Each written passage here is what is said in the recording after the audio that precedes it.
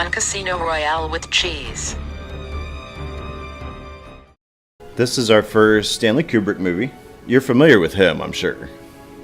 Who's that again? Of course I know who the fuck Stanley Kubrick is. Okay. We see where they're cleaning their rifles, their M14s. I guess he's named his rifle Charlene. So yeah, hey Charlene, shout out. Right? It's good. It's nice. I was waiting until we got there. Oh, okay. Well, that's like our number one fan, so go Charlene. Yeah. Yeah. Private Pile likes you, so.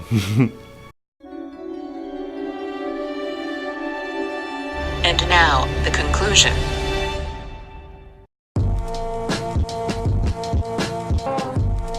Good morning, Vietnam! I love the smell of napalm in the morning. They're shooting at us! Well, shoot back! Best job ever. Best job ever! I thank God for every fucking day that he gives me in the Corps. When was the last time you felt good about anything? By God, I actually pity those poor bastards we're going up against. By God, I do. The thing that haunts me are all the guys that I couldn't save. You can't handle the truth! We into killing Nazi business. And cousin, businesses are booming. What is your major malfunction, numbnuts? What the fuck are you even doing here? Sir! I got lost on the way to college, sir!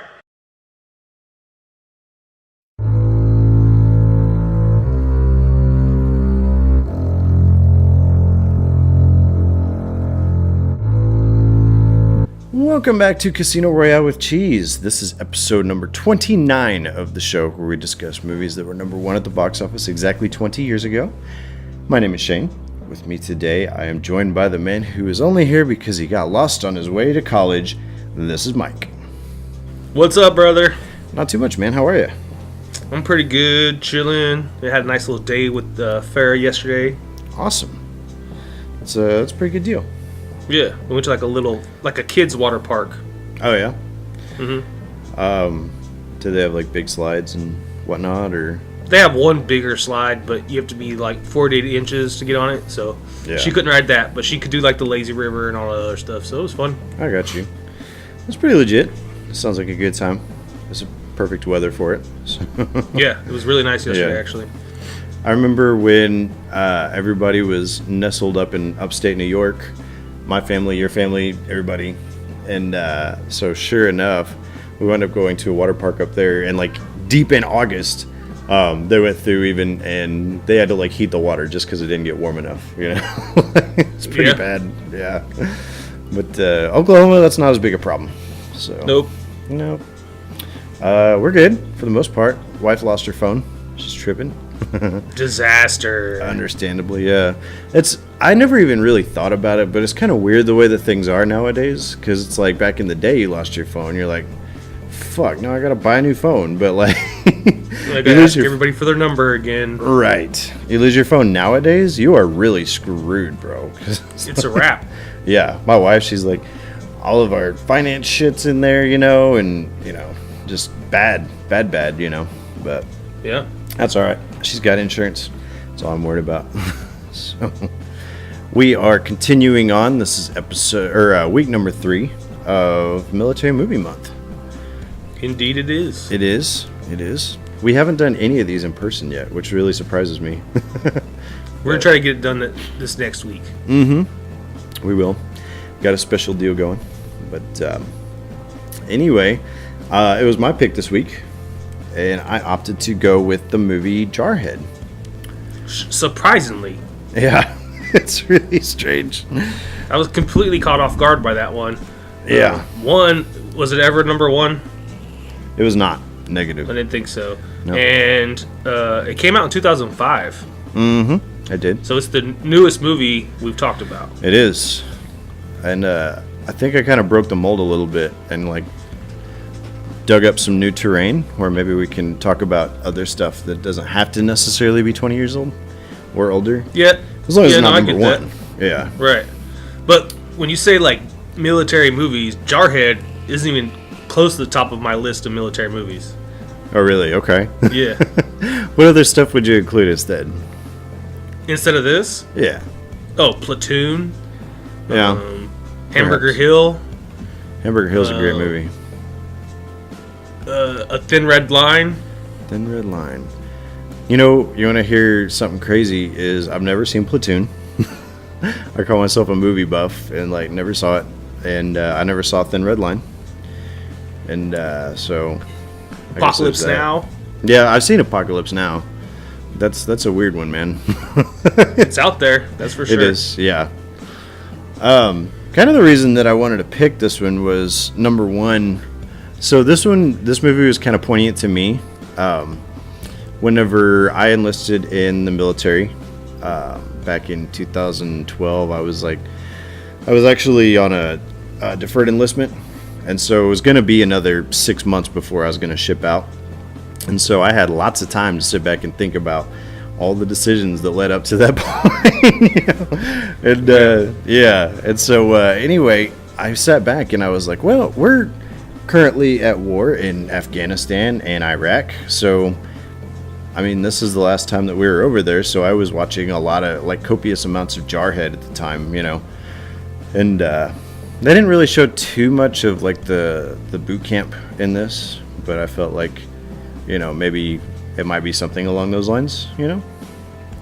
And I remember the first time that I watched this movie, I was dating an old gal, and my dad had watched this, actually, and he was How old was she? How old was she? She was... You said old gal. I know I did. She was at least like 12. But no, I'm God, Shane. Just messing with you, internet. Come on. No, she was a year like older than me, but I want to say it was like 2006. And we were doing something, I don't remember what, and the TV was going, and she started quoting lines from this movie. Well, my dad had already seen this movie, and he was head off the heels of you know, like Saving Private Ryan and Black Hawk Down and We Were Soldiers and stuff like that. And so he watched this movie, which is totally different, you know, and he was like, I did not care for that movie at all, you know, because there's not too much epic warness taking place. And so I went through, she actually heard it from the other room, and she started quoting lines from it, and I was like, what movie is this? She's like, it's Jarhead. And I sat down and watched it, and for whatever reason, I like fell in love with this movie, dude. And so I felt it was something that we needed to talk about, get it out of our system. Why don't you tell me your experience with it? I definitely watched it back in like 2005, 2006. I know I didn't catch it in the theater. Right. But I did catch it, you know, upon release for rentals. And I remember liking the movie. Yeah. I remember, you gotta remember, I was already out of the Marines at this point. Right. And had not yet joined the Army. Okay. So I remember watching it and liking it. Like, I liked it. I thought it was a good movie. It was cool. But I had no experience in deployments yet. Right. You know, because the whole time I was in the Marines, like, I did some traveling with the Marines, but I did no combat deployments with the Marine Corps. Right. It was prior to 2001, like 9/11 and all that stuff. Yeah. Yeah, I got out a month and a half before 9/11. Yeah. So I just missed all that. Yeah. Yeah. But I watched it, and I remember liking it, and then remembering that this movie's a lot like Armageddon, where you get like two camps of people. Right. People who either really like Jarhead or people who do not like it at all. That is accurate. That is completely accurate. I think part of the reason why there's a very vocal group of people that don't really care for this is because it's kind of the anti-war epic, and it's not because the movie's like anti-war, but it's almost like it's anti-epic, you know? Like, there's a lot of frustration in this movie about like this guy that's been, you know, brought up to hear about all these wonderful things that all these other Marines before him have done and whatnot. And there's just a lot of frustration that he's not getting to experience a lot of that, you know? And so I think that is why I would classify it as like the anti-epic, you know? Well, when we start talking about this movie, which I guess we'll do here shortly, right? I'll get into some of more of those nuances of the film. Right. Okay. I'm looking forward to that. Let's see here. Let's see what major players we have in this movie. Of course, quite a bit. This Yeah, it's got a good cast to it. I was surprised that our boy Lucas Black, I remembered that he was in this. The dude that was the little kid that fell in the hole. Yeah. In the X-Files movie. Yeah. Yeah. Let's see here what we've got. We got Jake Gyllenhaal, who I love. Jake Gyllenhaal. That dude is my boy. He plays Go ahead. Swafford. Yep. Anthony Swafford. You bet. I remember the first movie I ever saw him in was the movie October Sky, where he's like this kid, in like the 50s that builds rockets and stuff. What a great movie, man. It was good. He's in a lot of good shit. Yeah, he is. Donnie Darko. Donnie Darko's great. One of the most recent movies I've seen him in was that Nightcrawler movie where he's the photographer. Yeah. Great movie. Really, really good movie. Mm-hmm. Did you ever see Brokeback Mountain? Yeah. He's really good in that. So, me and my brother-in-law, we don't advertise this, but we're both of the opinion that we're like, that's a pretty good movie. Like, I'm not gonna lie, man. Like, I enjoy it. No, it is a good movie. Yeah. It's a good movie. People have their issues with it because obviously homosexuality or whatever, but there's some controversy, yeah. But it's a good movie. Right. We got Peter Sarsgaard, who plays Alan Troy, his little BFF in the movie. Interesting bit of trivia. I guess he's actually married to Maggie Gyllenhaal, Jake's brother. Oh, is he? Or Jake's sister, yeah. So. Did they meet on this, I wonder? I don't think so. I mean, I guess it's possible, but this was before they got married and stuff. So. Well, that's you typically meet someone before you marry them. That's I mean, unless you're from India or something, yeah. I wonder if like maybe Jake hooked that up. Could be, yeah. That's what I'm gonna say to myself. Yeah, I like that story. He's his buddy's wingman for his sister. So we got Jamie Foxx, who Staff Sergeant Sykes. Yeah, I'm gonna go ahead and say this right now. I love Jamie Foxx in this movie, dude. He is great. I've seen Jamie Foxx in other things, and obviously he is an acclaimed actor. Right. I believe he won an Oscar for Ray. Yeah, he did. Playing Ray Charles. So he's obviously a good actor, but I thought he destroys this role. I agree. He is fantastic in it. We got Ming Lo, who plays the guy that like assigns him to what company was it? Golf company. Whenever he like arrives at Camp Pendleton. I was in Golf Company too, by the way. Oh, were you? Yeah, just throwing it out there. Hey, rock and roll. There you go. I just thought the name was funny because it kind of reminded me of like Ming Lo, Sweet Chariots, that sort of thing. Oh, you racist son of a bitch. Let's see. We've got Kevin Foster. I already mentioned Lucas Black. Kevin Foster, he's the guy that gets branded at the beginning of the movie. The only other one that I was thinking of was Chris Cooper. He plays the lieutenant colonel in the movie. Oh, right. Yeah, he's great too. He's a great actor. Do you know he's the same character that you see in American Beauty? Oh, is he? No, I made that up. Oh, I was about to say this is like an American Beauty prequel. That would be so crazy. But he is a former officer in the Marine Corps in American Me. Oh, okay. There you go. He's a retired officer in the Marines, yeah. He's So- batshit crazy. Yeah. Or not American Me, American Beauty, I'm sorry. American Beauty. The only reason that I say that would be so crazy is because the guy that directed American Beauty, Sam Mendes, directed this as well. Oh, maybe I'm onto something. Yeah, it could be like a loop there you got going. Like he has his own like American Beauty expanded universe. He was way ahead of you, Marvel. I'm sorry. But it ties into a true story. Right. And he's been in a ton of stuff. Adaptation comes to mind. I love that movie. He's a really great actor. Yeah, he is really good. The cinematographer, his name is Roger Deakins. And the only reason that I mention that is because there are some truly outstanding like shots in this movie that almost look like they've got to be like computer animated, but I'm pretty sure they're not, like just insane looking stuff. But we'll go into that when we get to it. Okay. Let's see. This movie was released November 4th, 2005. So it's not your typical holiday type release, I wouldn't think. Riding off the coattails of like Halloween, and then we've got like Christmas around the corner. Yeah. I don't know what season you would release this movie in, but apparently that was not the right one. So, it was made on a budget, $72 million. Okay. We already know that it was never reached number one. It reached number 2 and then slid back down. Do you dare to guess how it did domestically overall? Yeah, I'm gonna say it made a profit of $100 million, which means it made $170 million. $170 million. It actually did not. In the U.S., it lost $10 million, so 62. Oh. Yeah, and then overseas, it made another $34 million, coming to a total of just under $97 million. So it did not do well. Damn it. Yeah, that kind of surprises me actually. It doesn't surprise me at all because I didn't know when it was in the theater. Oh, okay. Well, fair enough. I remember it coming out on like DVD.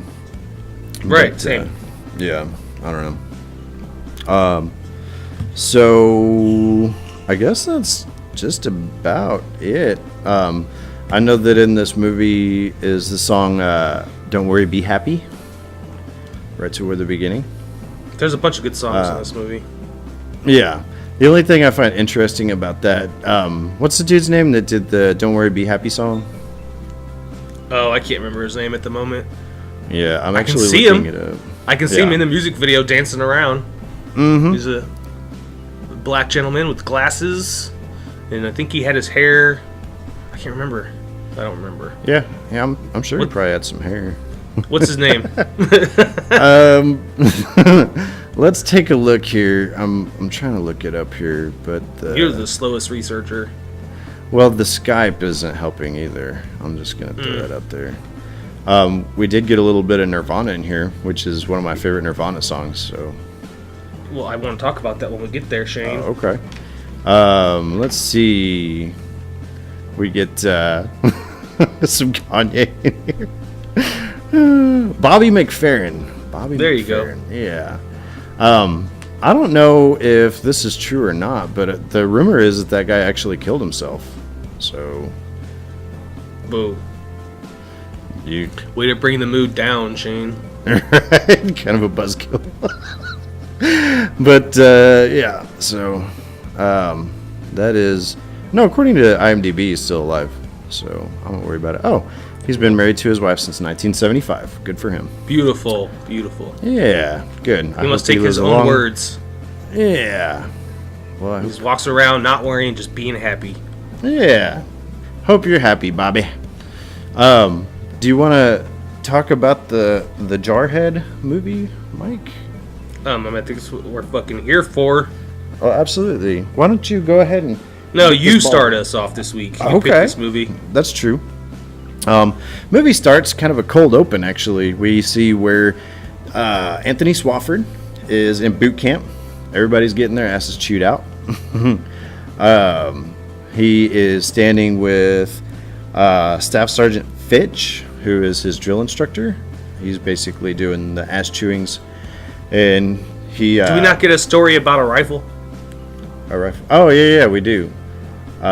He elaborates... It opens up with him, with Swafford is narrating. He is.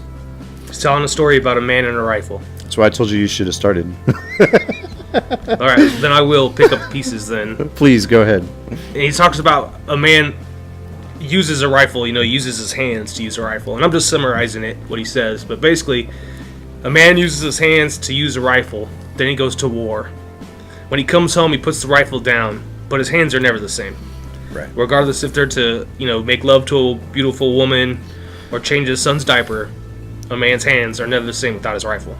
Right. And that's what opens up kind of the story for us in this movie. And then we're in boot camp with the drill instructor. Mm-hmm. He tells him right away that Jody's banging his girlfriend. Yeah.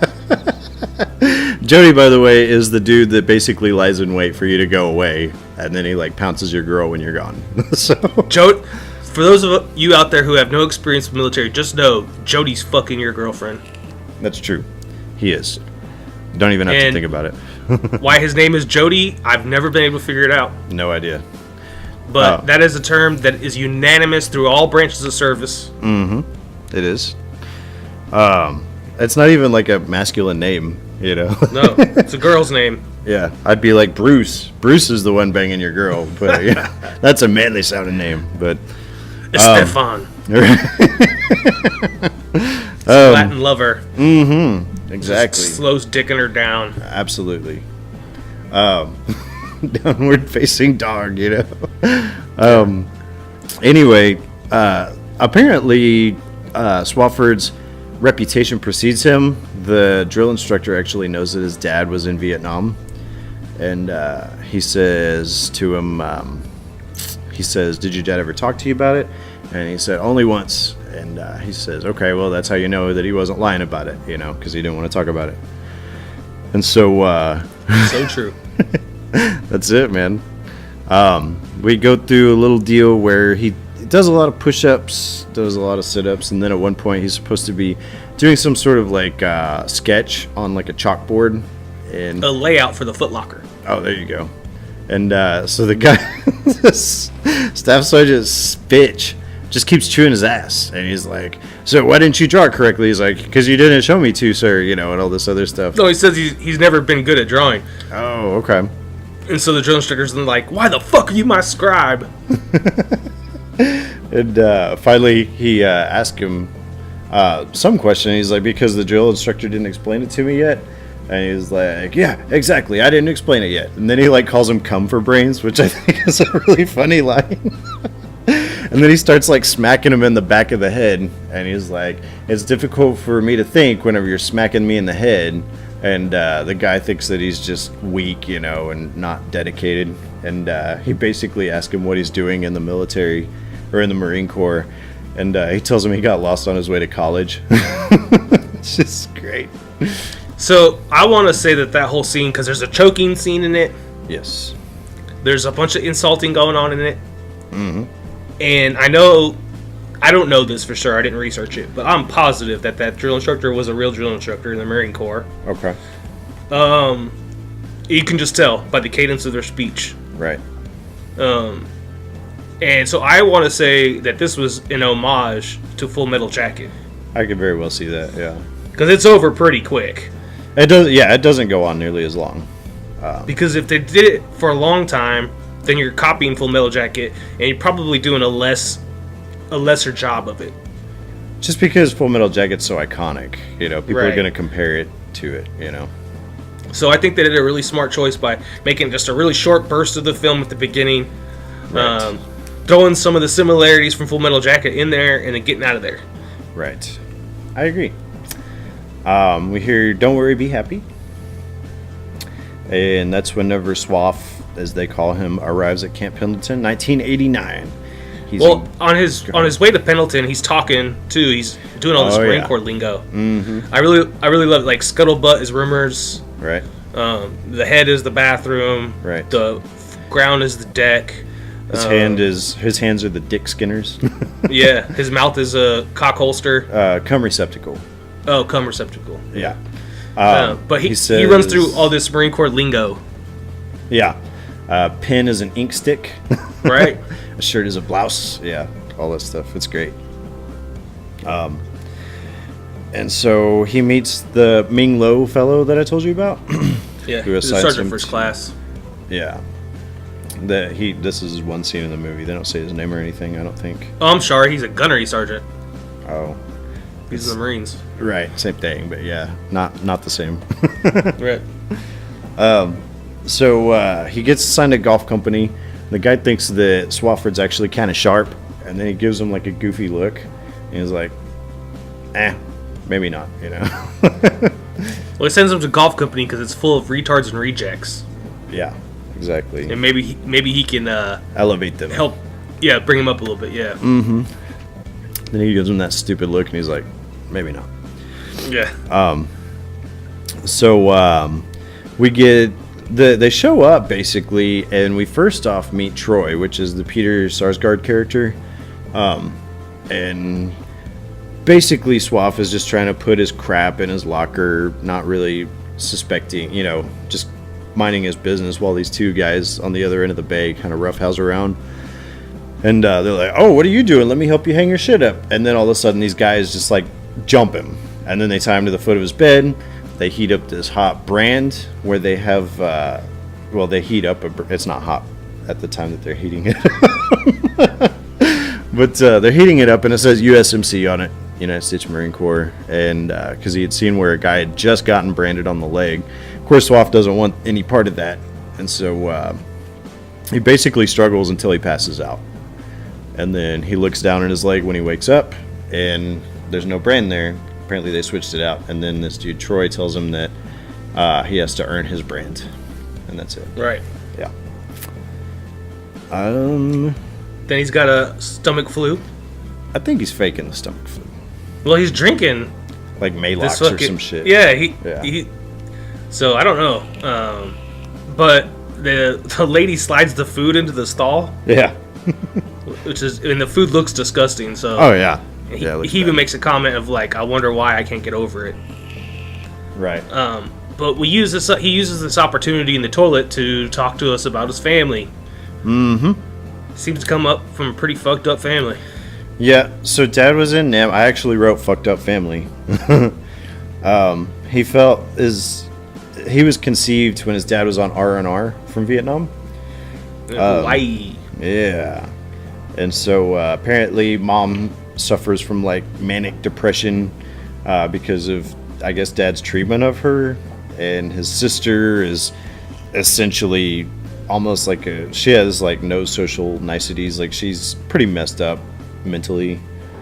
But he, on the other hand, felt like the Marine Corps was the only place that he had to go. Like it was his birthright. Well, his sister's in a mental health facility. Yeah. And so... anyway, he elaborates a little bit on like, isn't this where it shows him like quote unquote studying after school and all that other stuff? Yeah. Fucking his girlfriend. Right. Gives her the Marine Corps sweatshirt that he got, and all that other shit. Yeah. And that's interrupted by Staff Sergeant Sykes, who is great. It's Jamie Foxx, and he wants Swafford to go to his scout sniper school that he's facilitating, I guess. And Swafford's not interested. Yeah, it's pretty funny. Yeah, go ahead. It's just funny. Sykes is like, "Oh, you don't want to do that? Would you rather? Do you play the instrument?" And he's like, "I played the trumpet in 3rd grade." He's like, "Would you want to be in my band?" Yeah. "I need a bugler. Be outside at 06 tomorrow morning." All right. And Swafford's like pretty pumped to be a bugler. Yeah. Just an easy job, do his contract, get out. Yeah. I think it's funny because he's like, I played in 3rd grade. I'm not that good. And he's like, I don't need Chuck Mangione. He's just need somebody that can play Reveille. He's like, yeah, I got you. It's pretty funny little scene. And so the next morning, 06, I think he's late, by the way. I think so, because everybody's formed up. Right. But he comes running out there and reporting as ordered. So Sykes makes him play Reveille with just his mouth. Yeah, he's like, I don't have a bugle. Oh, damn, you better play with your mouth. That's great. Then he has him play a Stevie Wonder song. Mm-hmm. The Sunshine of My Life. Yeah. It's pretty funny. It is. He says, guys, I don't hand out treats very often. He goes, but today's a special occasion, He plays Reveille, and he's like, I like that. My morale is lifted, Mm-hmm. It's awesome. So instead, he's talking to the guys, and he basically tells Swafford that he's going to be a scout sniper, or at least attend his school. And he's like, are you still here? And he's like, yes, sir. So we go through this little montage of training, essentially.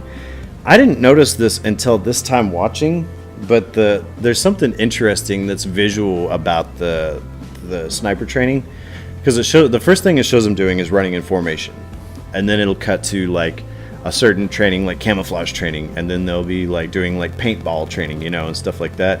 and then it'll cut back to the running formation, and then it'll show them, like how to measure where something is based upon, a frame of reference that you can use to figure out the distance, and so forth. Football fields. Yeah. He says, don't use your dick. He goes, I don't want you to count 30,000 inches, And then you notice that the platoon is getting smaller every time they cut to him? Exactly what I noticed. And I told my wife, because she was watching that part with me.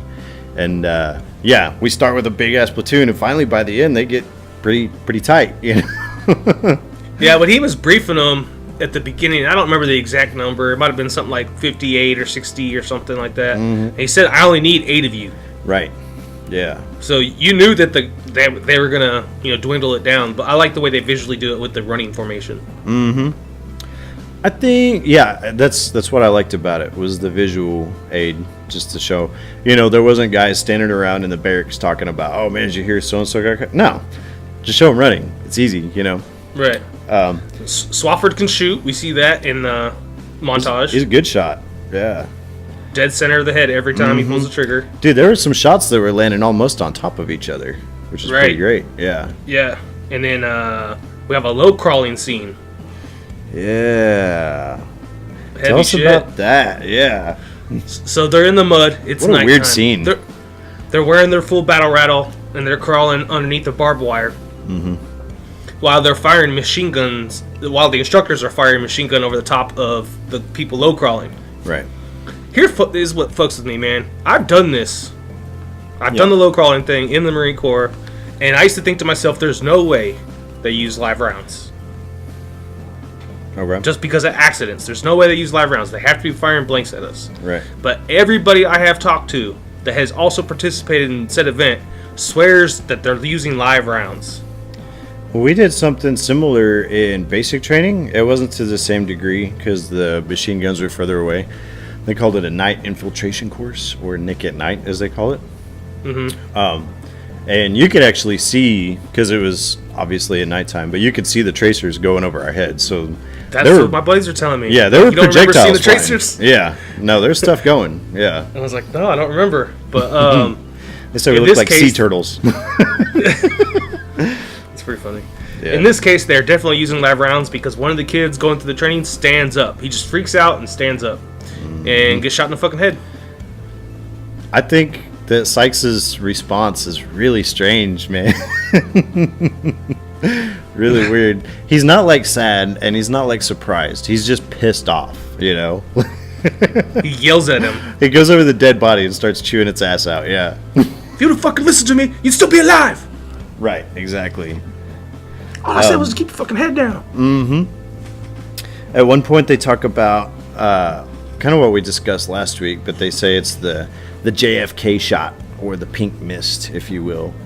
Right. And they said that basically this is the moment that every sniper lives for, is that one perfect shot, land it right in somebody, just swish it like a basketball, Yeah, they talk about this after we found out Swafford made it. Yeah. He makes the sniper squad, and Troy is assigned his spotter. Mm-hmm. And then they talk about that one perfect shot, and they talk about how, like, infantry soldiers inefficiently throws like a lot of rounds down range, hoping to hit somebody, but a sniper just takes one perfect shot. That one shot, you bet. I think that it's weird that Swafford had no desire to do any of this, and he's like 1/8 of the people that made it through all the way. That's pretty crazy to me, But I mean, good on him, Yeah. It's not to say it's never happened in the military before, so. But they go through second week in a row. We've heard the rifle prayer, as I call it. This is my rifle. Mm-hmm. We see him a little bit later, and I guess they're doing some sort of on post, like a movie theater, and they're watching like the flight of the Valkyries and all that, with the helicopters flying in, and they're tapping their milk duds on their heads and shit. That's Apocalypse Now, right? I guess. Well, the only thing that kind of threw me was it was in black and white, and Apocalypse Now is not, but it could be. I don't know. Didn't they do that in Apocalypse Now? I guess. Yeah, they did do that in that. Yeah. Mm-hmm. And so, of course, at this point, and I went through this to a certain degree as well, and I'm sure you did, but after you've been inundated with this training for so long, man, you're just eating this stuff up, you know? Just anything having to do with it you think is awesome, you know? And you feel like a badass whenever you've been, like, pummeled with all of this knowledge in any type of formal military training, you know? Oh, and, yeah. Yeah. And, of course, he's watching it. These helicopters fly in on this movie screen, and he's just like, oh, my God, that's so awesome, you know? And it's kind of a contrast to what we'll see later, definitely. We see where on the news there's actually been... there's a news report talking about how the Kuwaiti government has been overthrown. And Swafford's buddy Troy is watching the news, and he's like, we're going to war, fellas. And that's whenever, right after they actually wound up shutting the movie off, and they wound up sending his Swafford's company to deploy. Yeah, tell them to report immediately. Mm-hmm. Yep. And that's when the guys all know they're about to go. Yep. And of course, Swafford, he's ready. Guns loaded. He's good to go. We meet Kruger, which is Lucas Black. And yep. On the airplane. I don't know what it is, but I love this dude. I think he's great. He basically hits on one of the stewardesses on the airplane in which they're flying. And of course he makes a joke because she's handing out peanuts, and he makes a nuts joke to her. Yeah, are these warm nuts? Yeah. She's like, I'm pretty sure they're room temperature. He's like, well, you can come warm these nuts up. And she says she doesn't like the little ones. It's pretty quick thinking. Of course, she's been showboating these Marines around. I'm sure she's got a pretty quick wit about her.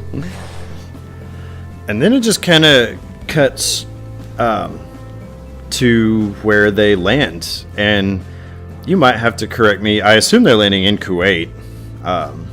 But I might be way off base. Yeah, I'm pretty sure that's where they are. Yeah. They don't even really ever say. They just call it the desert, you know. So. Yeah. Time in the desert, 14 minutes. We got 5,000 troopers. Yep, those numbers change rapidly throughout the course of this movie. They go to a briefing with Lieutenant Colonel Kaczynski, who's my Chris Cooper character. Yep. And basically, he just tells them that, you know, they are trying to go up against Saddam Hussein, who invaded Kuwait, and that they are there to maintain constant readiness, and that their main objective is just to protect oil that is under the ground. And that's essentially it. Yeah, little note. People may not know this, but when we fought Iraq in Operation Desert Storm, they were the third largest army on the planet. I've heard they were the second, but I might be wrong. No, it's us, then USSR, then... Oh, yeah, that makes sense. Iraq. Well, the USSR, they were... Well, Russia. Weren't they dissolved at that point? Yeah, Russia. USSR, yeah. But I think... that's why whenever people are like, oh my god, war with North Korea, it's going to be deadly. I'm like, that was a huge military force, and we knocked them out in like 2 weeks, you know, officially. But... No, officially it was 100 hours. Oh, okay. Well, there you go. That's not impressive on their end. Yeah, they're just there to protect the oil fields. There's a dude that stands up and he says, I want to kick some Iraqi ass, sir, you know, and that's who we'll be introduced to later, but that's PFC Dave Fowler. Mm-hmm. Something special he is. Oh, man, this guy, he's a weird one. And then basically it just shows this desert convoy, and I gotta say it looks badass, you know, just this, which I don't think that typically you're gonna see convoys move side to side like that. It's usually in a line, but as far as from a visual perspective, it looks awesome, you know. Right. And so there's just something about it, like seeing just this line of military vehicles driving toward you, that's just incredible to me. It looks really cool. Yeah. There's a little bit of a political discussion between Kruger and Fowler, and Kruger tells the guys that basically, it's just a stupid rich guy's thing, you know, that's, you know, they're only there to protect the oil. You know, he says, those rich fuckers just drink it like beer, you know, and all this other crap. And that's whenever Troy interjects, and he's like, hey, the politics don't matter at this point, you know. It's true. Yep. It's true. Kruger, he's a Texan. Mm-hmm. Yes. You know, so he says he's been around these rich white oil dudes his whole life. Right. Yep. He knows exactly why they're there. And he talks about, like, who do you think gave him all these weapons? We did. It's crazy, but that's actually what happened, like, in Afghanistan and stuff, you know. We did it in Iraq, too. Oh, there you go. We did it to fight against Iran. Yeah. So that's pretty crazy. I don't know. That's one thing that irritates me about America is that, you know, we get ourselves entangled in certain situations. And sometimes it's warranted. I'm not going to lie about that.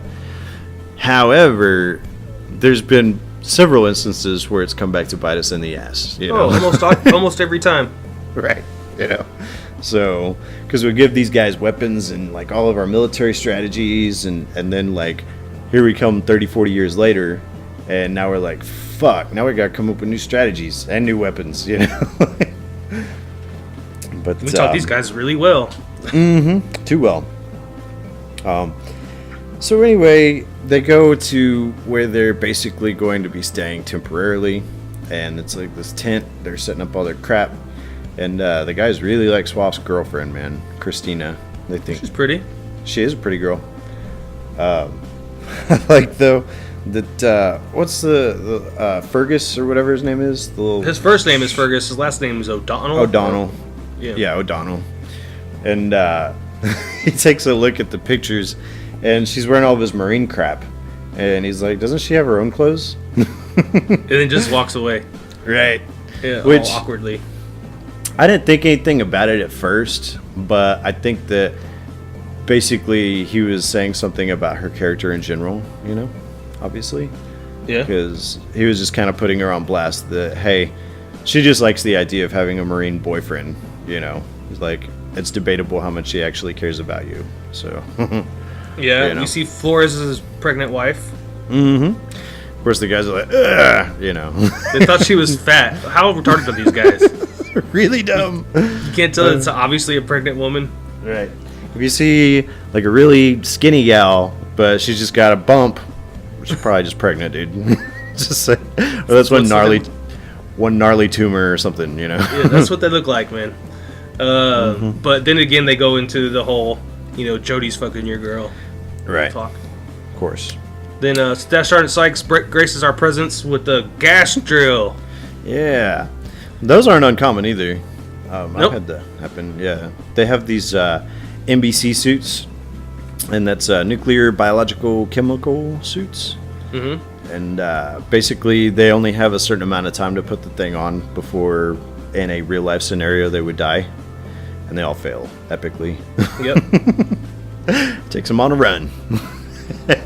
I can't imagine. That looks miserable, dude. So when I was in Kuwait, so when you deploy to Iraq, you go into Kuwait first. Right. So I've been in Kuwait a total of like 4 times, I guess. But we do, like, if we watch, they do a lot of training. Right. In the scenes and during this part, and we do the same stuff. We train too. So you're in Kuwait, you're ready to move in, so you're doing your battle drills, forced hydration, which is where they sit there and make you guys form up and drink water. Mm-hmm. We had to take our malaria pills in formation, like all this different stuff. Right. But we did do some training in our we call them MOP suits, but it's the NBC suits. Yeah. And it's terrible. It's terrible. I'm sure. Yeah. If anyone listening's ever been to Vegas in the summertime, you still don't know how hot Kuwait is. It's funny. The one of the guys that I work with, he apparently did some contract work out in Iraq, and he said that the hottest that it ever got out there, he said, was one day it got up to, like, I think he said 147 degrees or some crazy shit like that. Yeah. Good God, dude. Yeah. Yeah, that's pretty bad. So I was the gunner for a Humvee. So I was the guy not in the AC. I mean, the Humvee's AC sucks anyways. But right. I was sticking out of the Humvee, so like in direct sunlight, and it was 140 degrees. Yeah. And I was a full armor kit, like, you know, all my pads and armor plates and everything. It was terrible. Mm-hmm. Oh yeah. Even Mike, and you know, Mike ain't no chump, and he was telling me, he was like telling his NCO, he was like, dude, I'm about to die out here. Come on in, dude, you gotta chill out, you know. Well, they brought me in and just covered me with, like, we had an ice chest in there with big waters, bottled waters, and they just poured it all over me. Yeah. I came to my senses pretty quick after that. Right. That's good. Wake you up. Yeah. But yeah, so the training, that run was god awful. Oh yeah. We see them continue to train. They show the inside of the helmet too whenever he's running, and you can hear like his breathing and stuff. Of course, me, I'm already a crappy runner, and so like I'm just sitting here going, this looks truly awful, dude. Would not like that. Yeah, you definitely have some labored running. Mm-hmm. These suits, by the way, like you could be standing in a decently temperatured room, and if you just stand there for a while not doing anything, it's going to start getting really uncomfortable, you know. So well, they're supposed to be like air and water tight. Exactly. So they just trap all the heat in. Right. But we start to hear, I guess Swafa's starting to get a little irritated because he's talking about how they're practicing throwing grenades, and they're practicing mock minefields, and they're practicing this, and then they're hydrating, and then they're doing that, and then they're hydrating again, you know. Then they're dehydrating, and it shows them like pee, you know, which is pretty funny.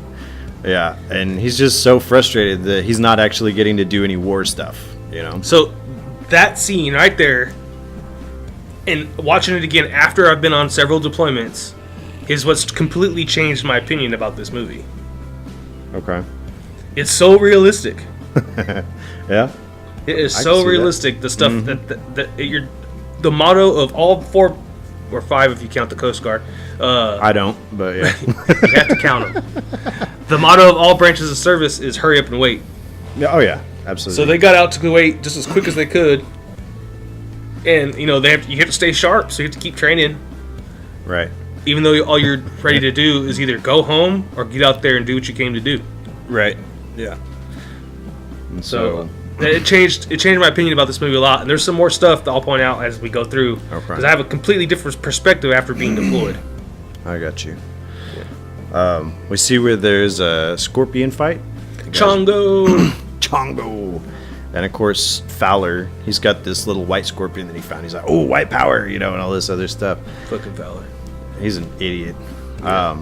Apparently he has this idea that like there's this Chongo scorpion, this little black scorpion, but he's like the monster, and he's undefeated, obviously, because he's still alive. And so Fowler's convinced he found one that's going to win. He doesn't. He loses badly. And I guess ILM, like Industrial Light and Magic, the guys that do Star Wars and stuff, actually CGI'd the scorpion fight. It looks pretty good. I was wondering. Yeah. It looked good. I don't think you can actually show like scorpions killing each other in like a movie just for entertainment purposes nowadays. Like PETA or something would be not pleased with that. Yeah, it probably wouldn't go over so well. No. But I can't tell you stuff like that goes down. Oh, of course. That doesn't surprise me at all. I would think it'd be like camel spiders and stuff. Did you see those two? Yeah. We see where it's been 62 days, 19 hours, 16 minutes. 115,000 troops. Damn, in 2 months, they pumped those numbers up, dude. Oh, they're not done. And then we start hearing where Swafford is talking about ways to combat boredom. And a lot of it involves, like, masturbation. He talks about how some of the, you know, we talk about all the women that we've been with and stuff like that. In detail. I'm sure you know a lot of intimate details about a lot of dudes' sex lives, Mike. Oh, way more than I care to share. Right. They know mine too. Oh, absolutely. Dude, you learn everything about each other. Mm-hmm. I mean, you've been out in the field for, you know, weeks at a time. Absolutely. Yeah. Never deployed, but yeah, the field, similar. I mean, not as much of it, but yeah. My first deployment, none of us out there had, like, smartphones and shit. So we spent a lot of time, like, talking. Right. Yeah. By my last deployment, I was FaceTiming Nicole on my Apple MacBook every day. So things have changed a bit. Yeah. Yeah. They have set up a wall of shame for all the girls that are not faithful. I've seen them. Yeah. I've seen those walls, man. Let me tell you a little story about my first deployment. Let's hear So it. we had a company headquarters, okay? Yes. And it was just one room that the first sergeant commanders worked in, and they had like a clerk that worked in there with them. Mm-hmm. That room was also our MWR. For people who don't know, that means morale, welfare, and recreation. And Yeah, we pool had tables and shit. And... No, we didn't have any of that shit. We had 2 phones and 2 computers. Okay. 2 desktop computers. And this was like end of MySpace, beginning of Facebook time frame. Okay.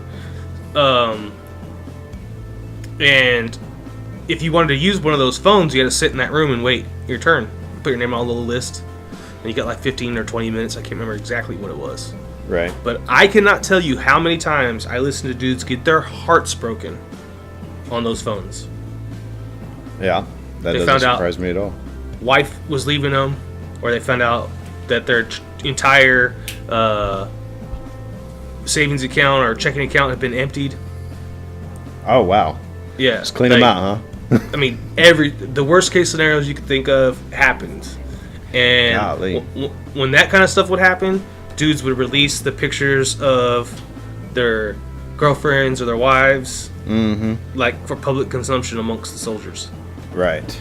Yeah. And they would end up on walls of shame and stuff like that. It's too bad. I hate to see that sort of thing, but it happens. So. Oh man, these dudes get devastated. Oh yeah. Plus, now you're like in a situation where it could be life or death, and now you got this shit to think about. You know. Right. Yeah. We see where Swafford's like tripping. He doesn't have a good feeling about his girlfriend Christina. He thinks he looks on the wall, which I don't know why. You know, I don't know if he was expecting to see her. Like, obviously, he would be the one to put her picture up there. I think he was just looking at like the number checking it of, out. like, Yeah. damn, there's a lot of people up here. Mm-hmm. And so he asked Troy, he's like, I wonder what she's doing. He's like, hey, there's no way to tell, you know. Basically, why even bother yourself with it? Because there's nothing you could do about it anyway, even if you had a way of finding out. We see where the guys are basically going to be interviewed by the news crews. And Kruger doesn't like it because Sergeant Sykes, Yeah. he's telling him what to say. Like, just flex your muscles. Tell him you're happy to be here and you feel like shit's important, you know. And Kruger's like, that's bullshit, you know. I should be able to say whatever I want. He's like, no, you signed a contract. You can't say whatever you want, you know. You lost your rights. Right. And so they go through everybody. Everybody pretty much plays ball. Kruger didn't say shit because he thinks that the whole thing's bullshit anyways. Like, literally doesn't say a word. No, they're asking him questions. He just sits there stone-faced. It's great. I actually really like Kruger. Protest in silence. Mm-hmm. Silent protest, you bet. And it's where we see Swaff. He's like, oh yeah, you know, I'm happy to be here. I think that what we're doing is important, you know. And he mentions his girlfriend because they ask him if he has anybody back at home. And then they ask him, you know, how do you feel about being here? Yeah. And he tells them that, yeah, he's scared. He said, I can hear bombs going off, you know, like I'm 20 years old. You know, 20-year-olds shouldn't be hearing that shit. But, you know, he's like, but don't tell my sergeant, though. You know? Yeah, that's pretty funny. Yeah. And so then we see, this scene looks rough to me, dude. Because this is the football. Tell us about it. It's terrible. I mean, okay, so the Swafford and, is it Kruger? It's Swafford and I think it's Kruger, yeah. Yeah, they're throwing a football back and forth, and the media is following around Sergeant Sykes, and he's like showing off different things, and he's talking about how like awesome his guys are, and then he shows them a gas mask, the news crew, the gas mask, explains how it works and everything, and then he sees this guy standing there over there, and he's like, you know what? I'll show you a demonstration. Yeah, and that's So whenever Swaff's Go like, ahead. put the football away. I don't want him to see that we're playing catch on the news, you know. Right. And yeah, and then but it's too late. Yep, Sykes walks over there and decides that they're going to play football in their mop suits to show the media how great they are. Fuck that. So they're out there and they're literally playing a game of football pretty sloppily because, you can't see. Right. They're dying Can't of breathe. heat exhaustion. Can't run. Yeah. Can't do anything. Dude, some guys take some serious hits in that football game. Like, dudes are getting flipped and shit. And Oh, they're crushing each other. Yeah. A couple of points I really like is midget versus squishy face. So Flores, what's that dude's name? Fowler? Fowler, yeah. Fowler calls Flores a midget. Which we don't approve of the use of the term midget, by the way. No. But it's still funny when he says it. And then it was funny is he hits him with such a non offensive thing. He calls him a squishy face, and it really pisses Fowler off. Squishy face, squishy face. Yeah. He's like, oh, you're dead. Everybody's just kind of getting on edge because they're all like exhausted and dehydrated at this point. And so anything would set them off, Yeah. So they start taking off their gas masks and like, Stashon, I can't breathe in this thing. Stashon, I can't breathe. My drinking tube doesn't work. And like they're complaining about all the different things that are happening with the mask. And Swafford's lost his 4 weeks ago. And yeah, his 4 drinking months tube ago. fell out. Yeah. When he got to Camp Pendleton like 2 years ago. Yeah. Because he's a Lance Corporal now. So So they like start ripping off their stuff. And they're all pissed off. So Sykes walks away with the media a little bit away from him. And then Swafford and they all like kind of dogpile each other. I don't know what made them dogpile each other. they're going for the ball. Oh. Yeah. But then Swafford looks at Kruger and is like, field fuck. Yes. They start dry humping each other, taking their clothes off, and just crazy stuff you can't watch on the news.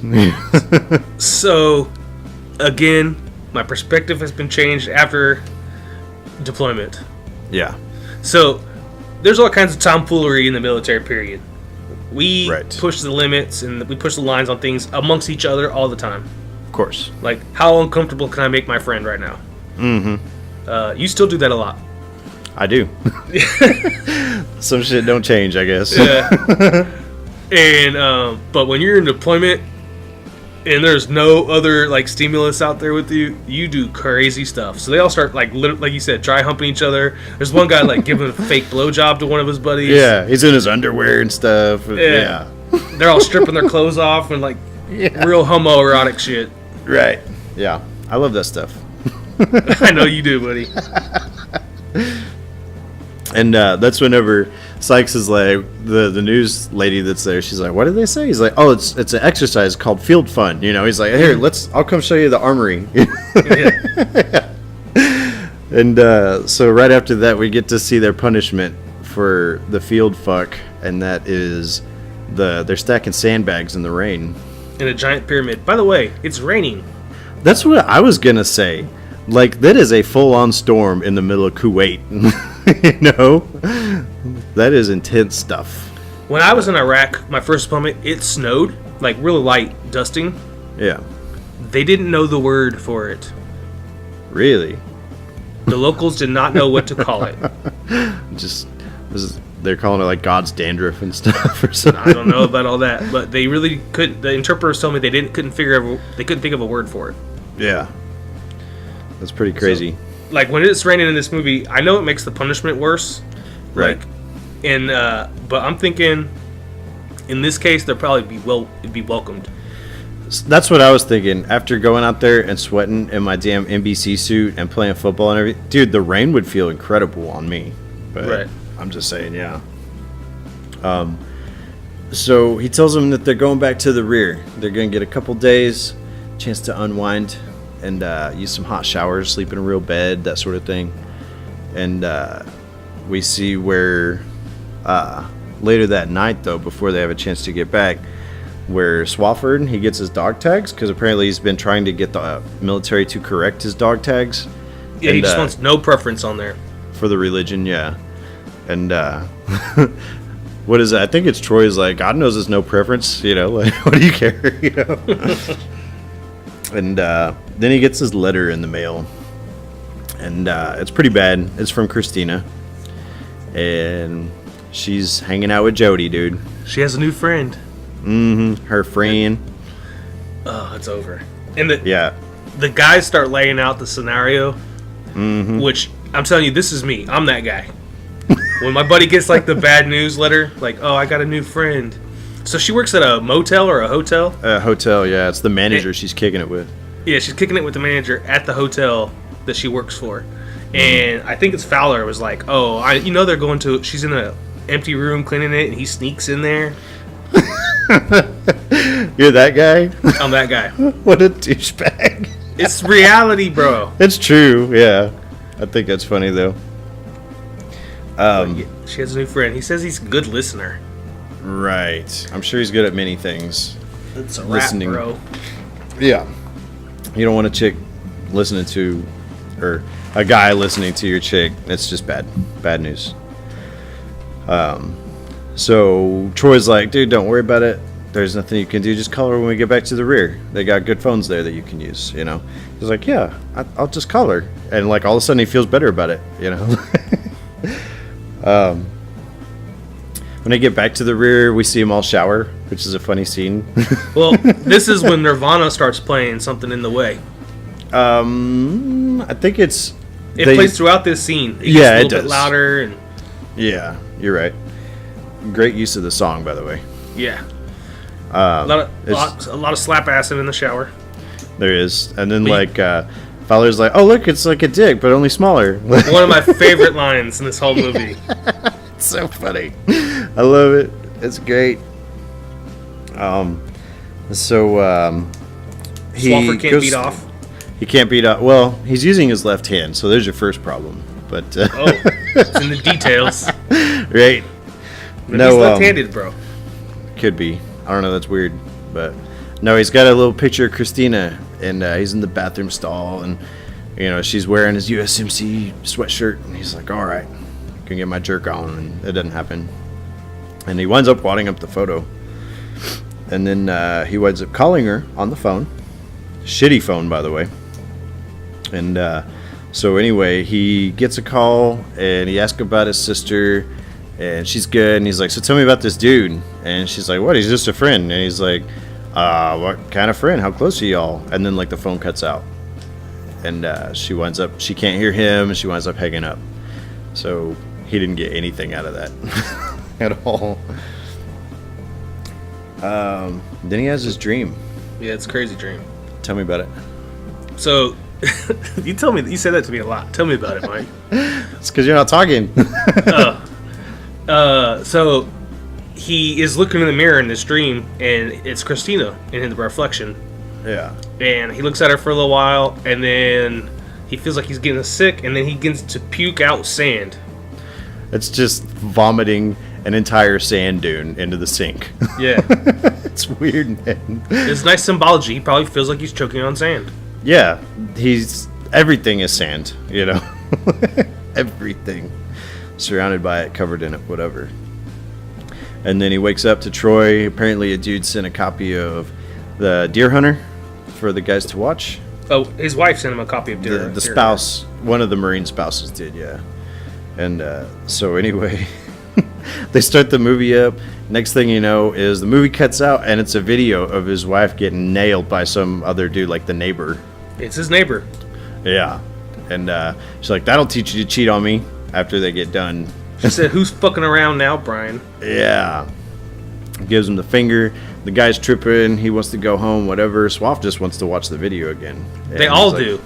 Yeah, they do. And that's when Troy gets him. He's like, no, we're not going to watch that again. That's the dude's wife. And Swafford's basically sitting there after everybody clears out. And Troy's like, what are you doing? And he's like, I'm going to watch it again once you leave.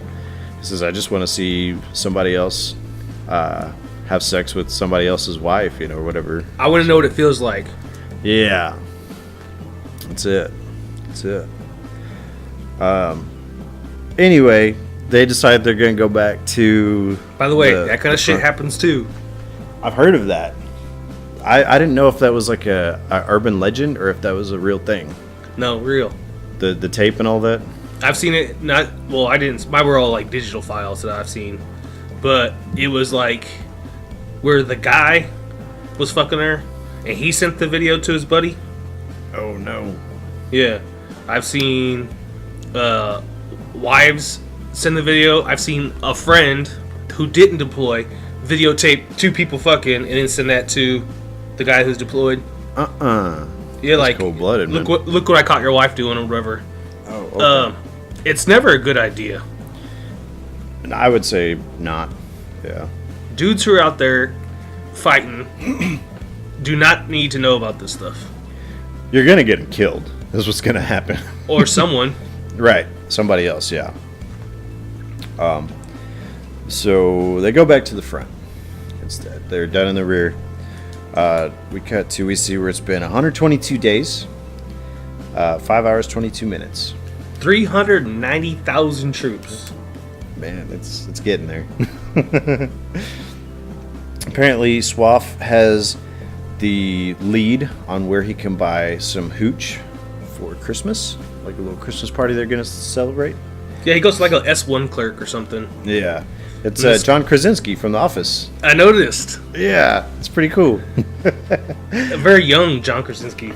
Yeah, this might have predated The Office, I think. Maybe. I think so. But yeah. He's writing love letters for his major. It's like the letters consist of like, I wish I was up inside you right now, and like stupid shit like that. With my thumb in your ass or something crazy like that. It's really funny. He's like, I went to Dartmouth. Oh lordy, that's some funny stuff. One of the running things is that apparently everybody's been pawning their night watch or night guard, fire watch, whatever you want to call it, off on Fergus O'Donnell. He's like the new guy, so they're just kind of taking advantage of him. And so they go through, basically, here comes Swaff with like his 8 gallons of alcohol. It's 5. 5 gallon, yeah, it's in a 5-gallon canister. And he's like, Fergus, you got my watch? And he's like, this is bullshit. I've had watch like every night this week. And he was like, tough shit, dude. And so anyway, there's a little platoon party they have. It's weird. They go hard. They do go hard. We see Swaff. He like jumps out wearing nothing but a Santa hat over his dick and balls.